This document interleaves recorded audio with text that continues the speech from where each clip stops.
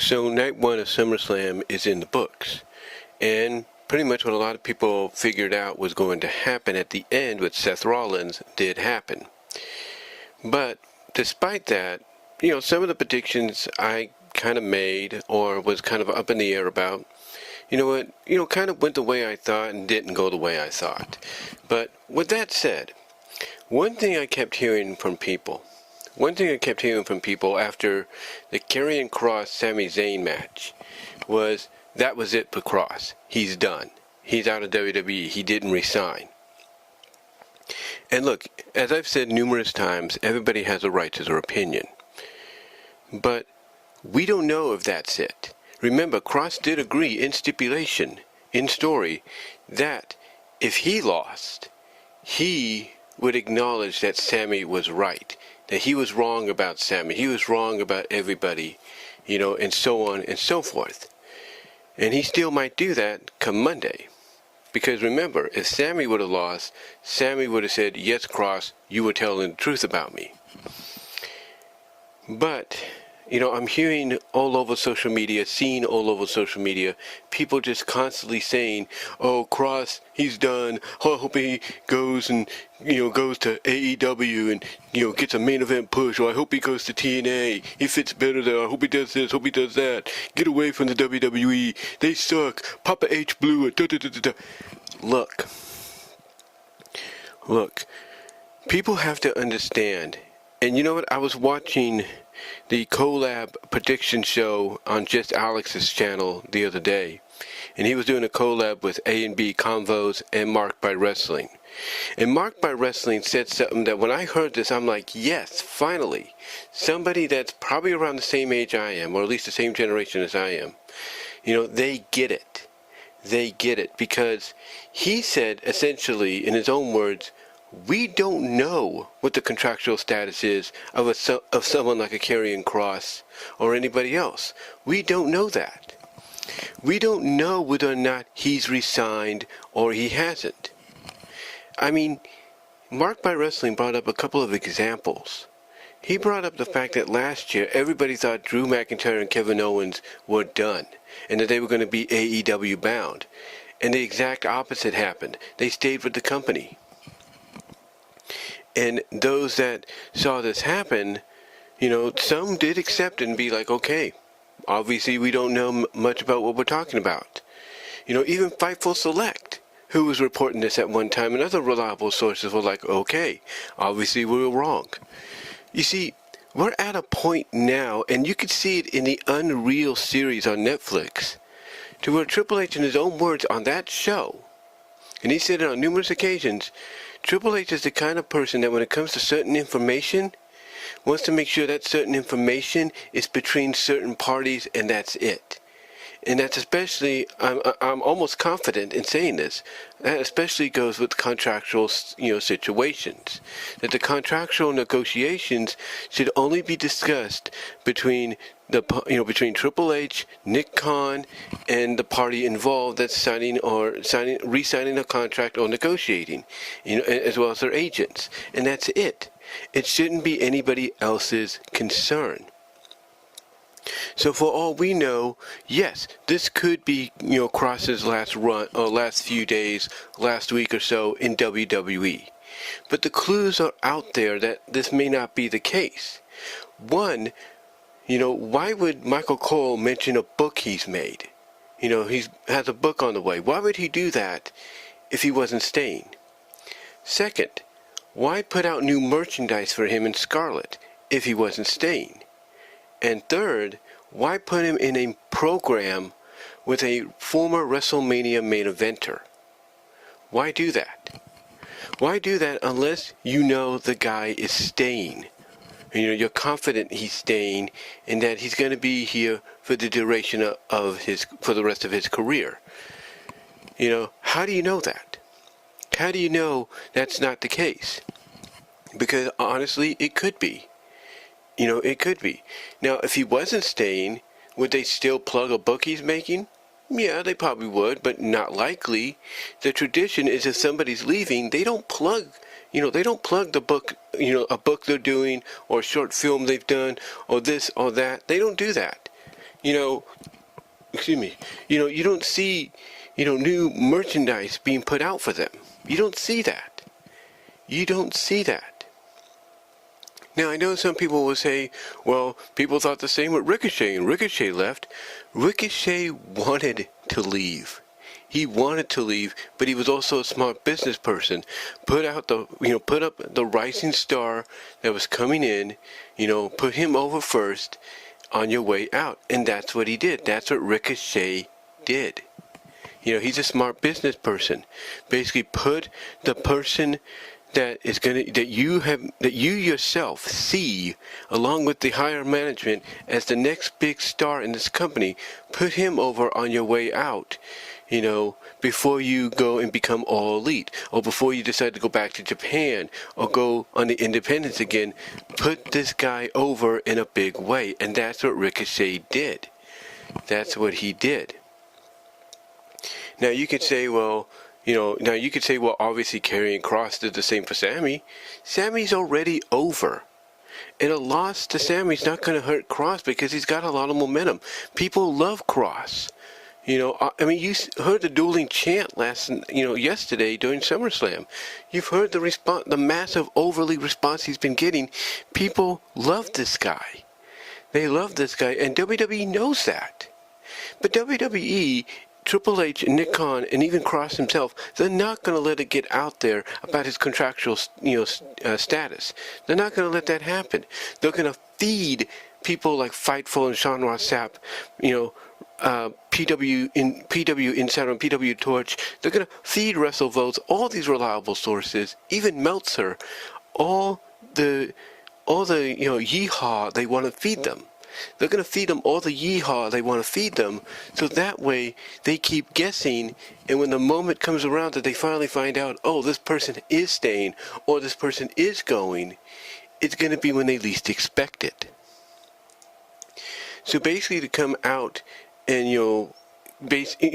come out and say, I'm trying to find the right word to say here, but to basically come out and say that Karrion Kross is done, oh, he should leave, Papa H did that, all that really is a bunch of, basically what it really is at the end of the day, folks, is a bunch of marks.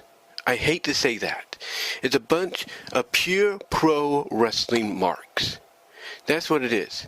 This is why people look down upon AEW. Promotions like them, I should say. Promotions like AEW and so on. They look down upon them because they look at them as the catalyst for not understanding that there is more to professional wrestling and sports entertainment than just the wrestling. But it's because of them, in the eyes of a lot of folks, that we have these fans, these wrestling marks saying, oh, so-and-so should go here, so-and-so should go there, so-and-so should do this, so-and-so should do that, da-da-da-da-da-da-da. All because of why? Why? Because they want that talent pushed right away? That talent's going to get an opportunity, wherever they are. Whether it's WWE, AEW, TNA, MLW, New Japan, All Japan, AAA in Mexico, CMLL in Mexico, you name it. They're going to get an opportunity. But it sometimes takes patience. You think, honestly, here's a question I'm sure people, these folks that say, oh, Kross got screwed, Papa H failed him, and he should go here to AEW, or he should go to MLW, whatever. Do you think, let me ask you this, do you people that, believe that Triple H failed him, do you honestly think if he goes to AEW, he's going to get treated better? No, he's not. He might get a push. He might get a push, if you will, right out of the gate, for at least, a month? But that's it. That's it. He'll get lost in the shuffle. He will. People thought when Ricochet, and I say it with all due respect to Ricochet, people thought Ricochet was going to be a big deal going to AEW. He was going to be pushed to the moon. Guess what? They're putting him in a trios faction with the Gates of Agony. The Gates of Agony are a good tag team too, and they'd fit in great in WWE with the Bloodline, or aligning themselves with Roman Reigns. Everybody knows that. But they're in AEW doing the thing, and Ricochet is aligned with them. But why? Why? But is it because, maybe AEW doesn't see value in him? Or maybe they just want to build a trios division? What is it? Or maybe they want Ricochet to give the Gates of Agony the rub. Who knows? But he's not at that position people thought he would be. He's on Collision now. He's barely on Dynamite. He's doing the independent scene now for House of Glory. For House of Glory recently, this past Friday, he's doing the independent scene for Defy Wrestling. He's going back to Japan. He's going to Mexico. He's doing all this, but he's barely been on Dynamite, in quite some time, as far as I've noticed. He's not been on Dynamite, at least competing-wise. He's mostly been in backstage stuff. But, really, when you first saw Ricochet go to AEW, did you honestly think he was going to have the rocket ship given to him? No. Did you honestly think that? No, you didn't. But you wanted to believe that. You wanted to believe that because you wanted to have the opportunity in your mind to rub it in Triple H's face, saying, ha ha, look, Ricochet's the AEW World Champ. You blew it with him. Let me tell you about Ricochet's accomplishments in WWE, okay? North American Champion. All right? One half of the Raw Tag Team Champions. U.S. Champion. Intercontinental Champion. Inaugural Speed Champion. He's done just about everything in that company except be at the top. But on his resume, he can honestly say with a straight face that even though he never became WWE Champion or World Heavyweight Champion, he competed for the WWE Championship and against, of all people, Brock Lesnar. He can acknowledge that. He can write that onto his resume saying he did that. So for people to come out and just like with Ricochet or just like others, when they don't feel like they should be getting the opportunities they deserve, for them to come out and say, oh, they should go to AEW, they should go here and there, don't understand the business. They don't understand the business because, again, I'm not trying to crap on AEW. I'm not. But this is why AEW does get crapped upon by people. It's not because of who's running the place. It's because of the fact that they are losing focus or have lost focus on what sports entertainment and wrestling, pro wrestling together is about. It's not just about the in-ring competition. It's about the storytelling. And people don't get it. They don't get it because of outlets like AEW are going to go out of their way and say, oh, no, wrestling's more important than the storytelling. No, it isn't. No, it isn't. There can be an equalness. There can be a 50-50 equalness between the two, but more so, storytelling takes front and center over the wrestling aspect just by, I would say, 25% more. 25% more. So people need to understand that. So before they come out and say Cross is done, Cross is this, Cross is that, we won't really know the truth. We won't really know the truth unless, let's say, Cross does show up on Dynamite a week from Wednesday, or shows up on Collision a week from Saturday. We won't know that. We won't know unless he shows up in TNA the following week, or he shows up in TNA at Emergence. We won't know that. The point that people have to understand is this. What they have to understand is this. You might be critical about Unreal. But when you look at the clip that they put up online on YouTube, on their YouTube page, where Triple H is talking about the whole John Cena heel turn and how only a select few people knew about that moment speaks volumes. It speaks volumes because it's not just talking about keeping certain storyline ideas and everything secretive between certain parties, but that also, by extension, in my opinion, also adds in or includes contractual negotiations. All he has to do is reword it from storyline to contractual, and you get pretty much the same answer. Only certain people know about the contractual situations. Marked by Wrestling, like I mentioned, brought up, for example, a lot of people talking about Drew McIntyre and Kevin Owens last year, thinking, oh, they're done, they're going to AEW. When that was never the case. They stayed with WWE because this is their home, they're making good money, and there's this new management in charge that despite whatever decisions they may make, from a booking standpoint or whatever, they know this management is a lot better than the previous management. They know this administration is a lot better than the previous administration. It's more family friendly. It's more employee, wrestler, associate friendly, if you will, behind the scenes. They see that, and they're comfortable with that, and they're willing, and they have the opportunity to take more time off to be with family, to go to family functions, to go compete in outside promotions. I mean, Natalia, who's one of my personal favorites, Natty, she got to compete once again in GCW at another blood sport. Under Vince's regime, that would never happen. That would never happen, but she got to do it. She got to do it again. She got to compete earlier this year, a couple months ago, for the, in the NWA at the Crockett Cup. She got to, compete at Bloodsport before. Wrestlers are getting the opportunity to compete wherever they want to compete at. And this partnership with AAA, this ownership of AAA, partnership, whatever you want to call it, is allowing that to happen as well. This partnership with TNA is allowing that to happen as well. So, for people that thought, McIntyre and Owens were done and we were going to see Kevin Steen and Drew Galloway in AEW, all these people are doing, in my opinion, I've said this before, are not just wanting these talents to be pushed to the moon right away and given the championships. No. What it is with these people is they're saying it because they are blinded by the fact that AEW, and AEW is a great promotion, don't get me wrong, but AEW and promotions like them have lost the plot when it comes to what sports entertainment, professional wrestling is about.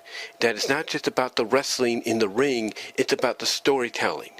And the storytelling and the wrestling go hand in hand, with the storytelling taking a slight edge over the wrestling, because that's what that's what gets your attention. That's what makes you invested.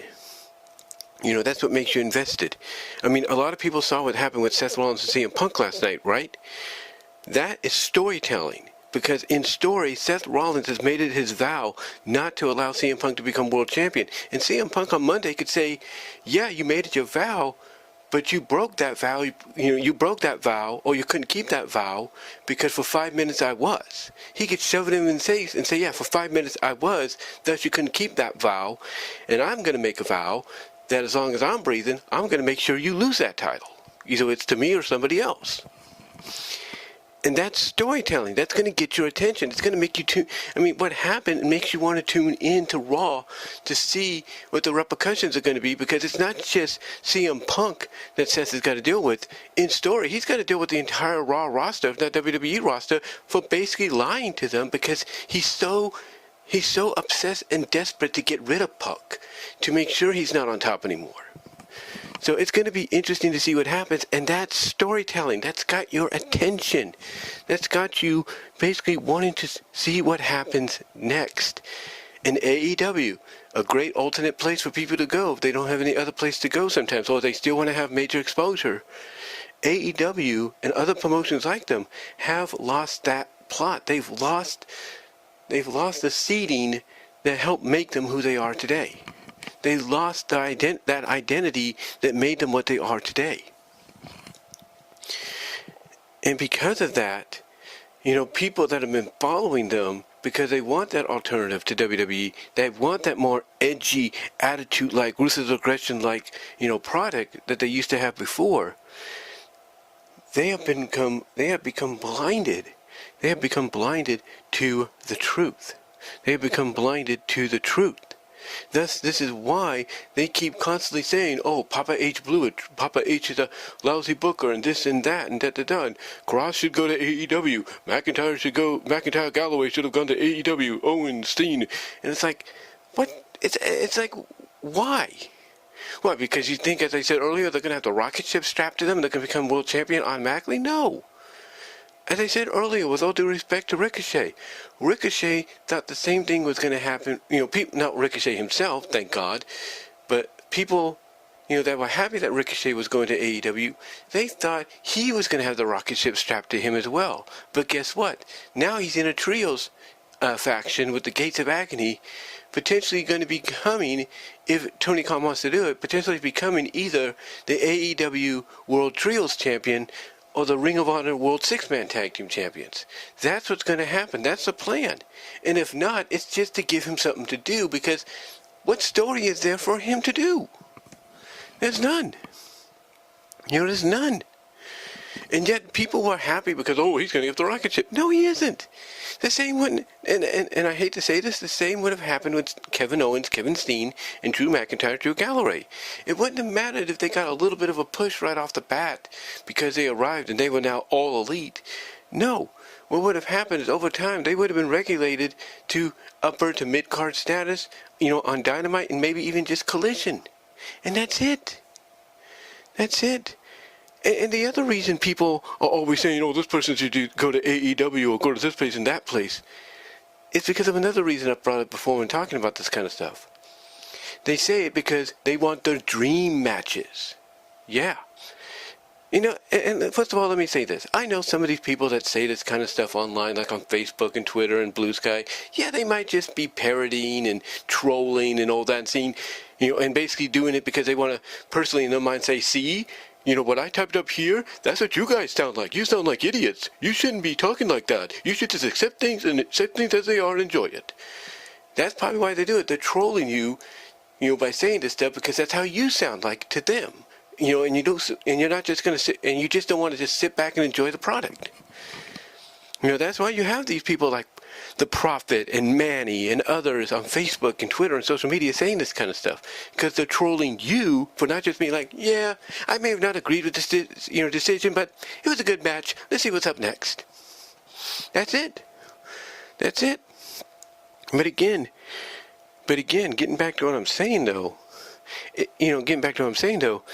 there are people like that will do that to make it, make you look, to basically, in front of the world, make you look like idiots because, well, not you, but other people that feel that way look like idiots. They'll do that because, you're not just going to sit back and enjoy the product. But I'm not saying that there aren't legitimately people like that out there. I'm not saying that there aren't people legitimately like that out there, because there are. There are people like that out there. There are people that wanted Drew and Kevin to go to AEW. They wanted this person to go to AEW or TNA or MLW, Japan, wherever. They wanted it because they felt they weren't getting the justice or the opportunity they deserve. But again, like I said moments ago, and I've said this before, the other reason they say this, and again, it's not just the people that are trolling those that are like this by basically typing up what they would sound like, in social media. But the other reason people say this legitimately and everything, the ones that are legitimate, the reason they say this is because, as I said moments ago, and I've said it before, they want their dream matches. I mean, AJ Styles is in his last professional wrestling contract year, period. And he's going to end it with WWE, maybe make one more wrestling competition-wise appearance for TNA, which put him on the map. But he's in his last contractual year as a professional wrestler. But yet, you have people not understanding that this is it. He's done after his contract up. His career's over. And yet you have people being like, oh, no, he can't retire. He can't retire until he gives us that Will Ospreay match. Oh, that match will be so much fire. And it's like, how do you know it's going to be fire? Just because Will Ospreay put something out for him to find a way out of his contract so they can have this match? Look, just because Will Ospreay wants this match doesn't mean AJ wants it. I mean, I'm sure AJ would like to compete against him, but I think AJ would rather compete against him in WWE or in a TNA ring instead of AEW. Because that way you get the dream match out of the way. Heck, a TNA ring would be better suited because TNA's just partnered with WWE. They're not owned by them. They're not owned by them. So TNA basically would be the best opportunity for them to do this, because Ospreay's been in TNA. So if he can work something out with Tony Khan and say, hey, let me go compete in TNA for just this one match against AJ so I can get out of the way, it'll probably happen. But Tony Khan is so biased towards WWE and anybody associated with them, he's not going to let that happen. You know it. You know it. Even though Will Ospreay could probably say, well, if you don't let me do it, I'm going to walk and I'll get my lawyers to get me out of my contract. The thing is, even though Ospreay wants it, doesn't mean it's going to happen. Doesn't mean it's going to happen. And people need to accept that. Look, there are going to be certain dream matches, and I'm talking about this from experience. There are certain dream matches that you want and you're never going to get. I mean, for years, we as wrestling fans wanted Sting and Undertaker. And yeah, that 1 year where they were putting vignettes out that were very Sting-like and everything was, was basically the closest we were going to get with him and Undertaker at WrestleMania. But Sting decided against it, and he decided to re-sign with TNA for another few years. And yeah, when Sting did come to WWE, did we get the match? No, because Undertaker was only once or twice or 3 times a year at that time. He was getting very limited in his scheduling, and there was no way to figure out whether or not he'd be able to, he and WWE and Sting would be able to schedule the match because the schedules were conflicting. So there have been times that we've gotten dream matches, like we got Rock and Booker T, we got Rock and Hogan, in tag matches we got Austin and Hogan. Yeah, we got the matches we wanted. There's no doubt, but there are, like I said, certain dream matches we never will get. We won't. We're never going to get, or we never will get, I should say, Sting and Undertaker. We're not going to get that. Or we never would have gotten that. We wouldn't have gotten, we're never going to get, like, the Rock against Diamond Dallas Page, even though they had the opportunity to do that and everything. We never truly got it. The thing is, you can want a dream match, but you're never going to get that dream match. And you just got to accept it. There's nothing in your power you can do about it. You can go out and boycott WWE and AEW all you want until you hopefully get what you want. It's not going to do any good. It's not going to do any good. So people need to just wake up and realize that no matter how hard you want it, it's not going to happen unless the wrestler is still capable of competing. They're still capable of competing, and they want it themselves. And let me put it this way. I'm not saying AJ wouldn't want the match. If he felt like, hey, I have one more match in me and I'll go to AEW just because people want me to do it and I'll get it out of my system, make them happy. If AJ wants to do it, he will do it. But he won't. He won't because his body's breaking down.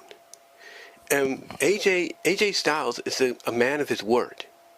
And when he says this is his last contractual wrestling contract, period, he means it. And people just have to accept that. And also, let's take a look at Will Ospreay. Will Ospreay is out with an injury, a neck injury that he says he's going to be back from by a few weeks for Forbidden Door? And then what? And then what afterwards? What, still keep competing? Yeah, he's getting stem cell treatment to, strengthen it or whatever. But who's to say the doctors, not, between now and Forbidden Door and even afterwards say, no, Will, you can't go in the ring anymore, or at least for the time being, you need to get your neck neck fusion surgery. What's going to happen is they tell him that, and then after that happens, tell him, yeah, you can compete again, but we advise you or recommend you never do the flip stuff again because that's going to injure your neck even more, and that's what caused it. What's going to happen if that all occurs? What's the point of the dream match between Styles and Ospreay then? Because the only reason people want that is to see the high-flying stuff. Look, I'm not saying we never will get Styles and Ospreay. There's a good chance that if something was to work out from a negotiating standpoint, in my opinion, like I said, TNA, Bound for Glory at the latest, would probably be the best opportunity. It would be. Because TNA, they're partnered with WWE, not owned by them. So something could be worked out. But if we're going to be honest with ourselves, folks, that's not going to happen. That's not going to happen. So we just need to put that to rest. Okay? No matter how much we want it, we got to put it to rest.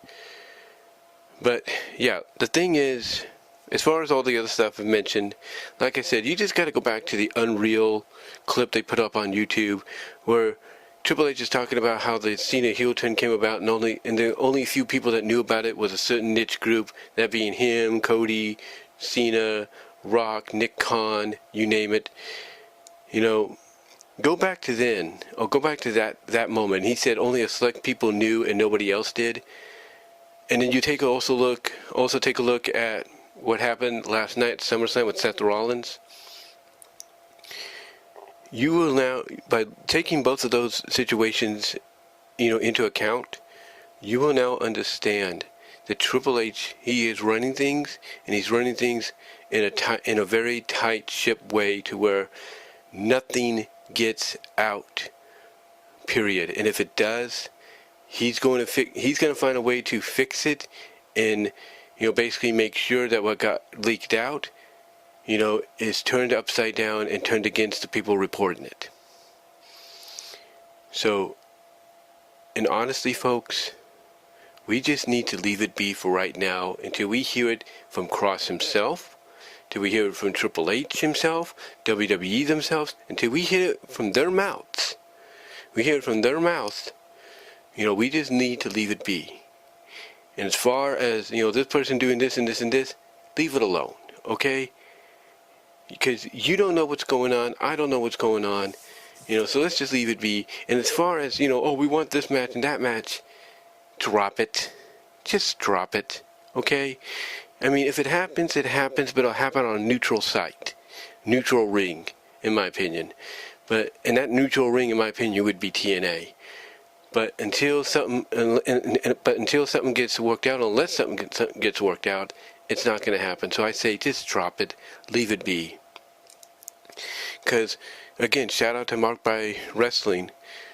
We don't know the contractual status of anybody. People thought they did with McIntyre and Owens, turned out to be false. We don't know about Cross. And again, you look at the clues, okay? Why put him into a almost like upper mid card to low main event feud with a former WrestleMania main eventer in Sami Zayn? Why do that? Why plug his book? Why give him new merch? Why do that? You wouldn't do that unless he had staying. But we don't know. So until we hear it from all parties involved who are keeping it tight-lipped, let's just leave it alone. That's all I'm going to say. But let me know what your thoughts are, guys. And shout out to Mark by Wrestling for bringing up that during the collab predictions and previews. But guys, give me your thoughts overall on what I've had to say here. Comment down below, like the video, ring the bell for notifications, subscribe to the channel, share the video. Also, click on the links in the description to find my content elsewhere outside of YouTube.